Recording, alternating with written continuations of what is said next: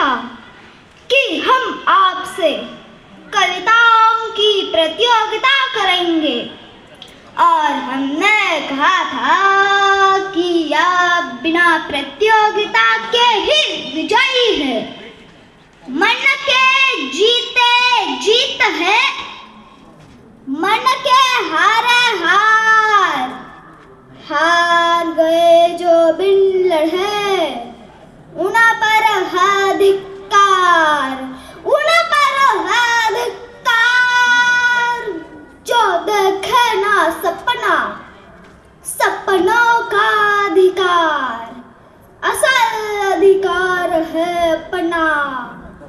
अपनों की खातिर करना खुशियाँ जमे, अजर अमर कर देना है स्वराज हमें। तू माटी का लाल है, कोई कंकड़ या धूल नहीं।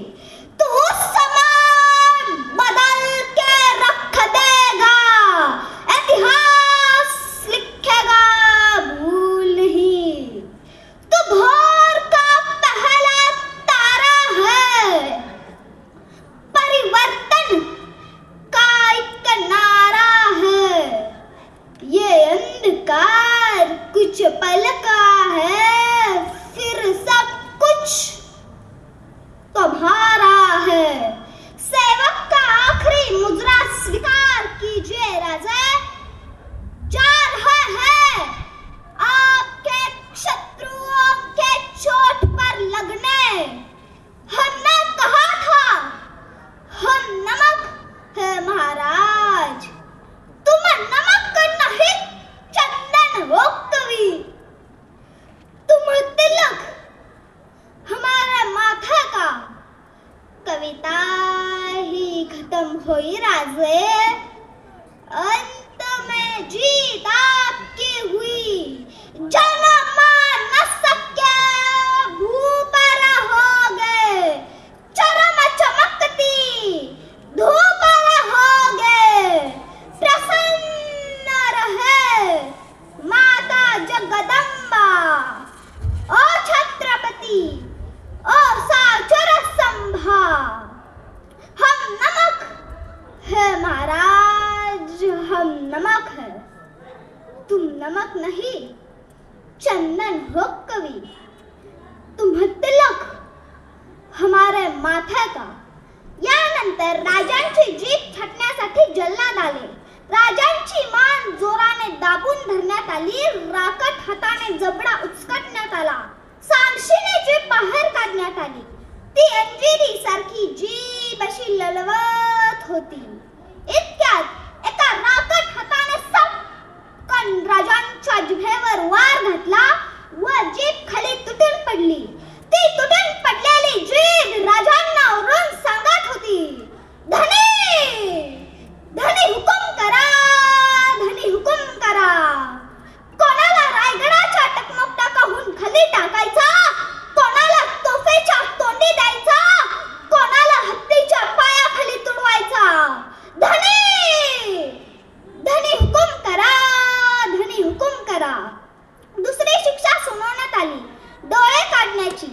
तापलेल्या लालेबंद सया घेऊन जल्लाद आला.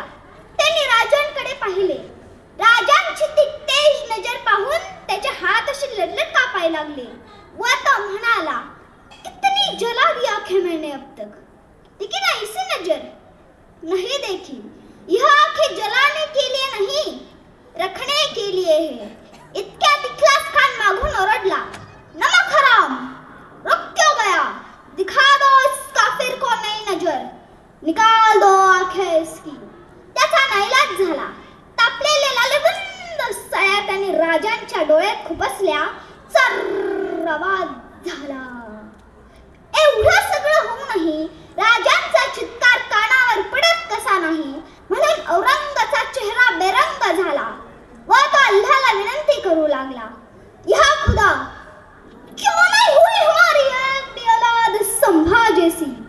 अगर हमारी एक भी औलाद संभा जैसी होती तो ये हिंदुस्तान क्या, पूरी दुनिया का ताज मेरे सर पर होता और यहाँ बैठ के पूरी दुनिया पर राज करता और राज व ताज उसे सौंप कर चला जाता खुदा की खिदमत करने मदीना।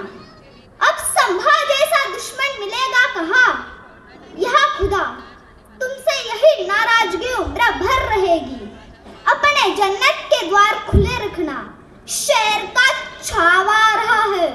यानंतर राजांच्या अंगावरची चमडी सोलून काढण्यात आली, अंगावर शेकडो जखमा केल्या, जखमांवर मीठ चोळण्यात आले आणि 11 मार्च 1689 रोजी राजांच्या व कवी कलश यांच्या शरीराची खांडोळी खांडोळी करून भीमाबा इंद्रायणी नदीत टाकून देण्यात आली। आजही भीमाबा इंद्रायणी नदी गावागावाला वळसा घालत राजांची व कवी कलश यांची प्रेरणा देत आहे। मी तुळापुरी जाऊन आले, राजांच्या समाधीवर नतमस्तक झाले, तेथील माती कपाळाला लावली, म्हणून तर ही शंभू शौर्य गाथा तुम्हापर्यंत पोहोचवू शकले। मी जाता जाता सांगू इच्छिते, देश धर्म कर मिटने वाला सर शिवा का छावा था, महापराक्रमी परम प्रतापी एक ही शंभू राजा था। आणि एवढे बोलून मी माझे भाषण थांबवते। जय हिंद, जय भारत, धन्यवाद। खूप खूप धन्यवाद। यानंतर सन्मान होतोय बिनवडे सरांची कन्या। अधिकारी घडवत असताना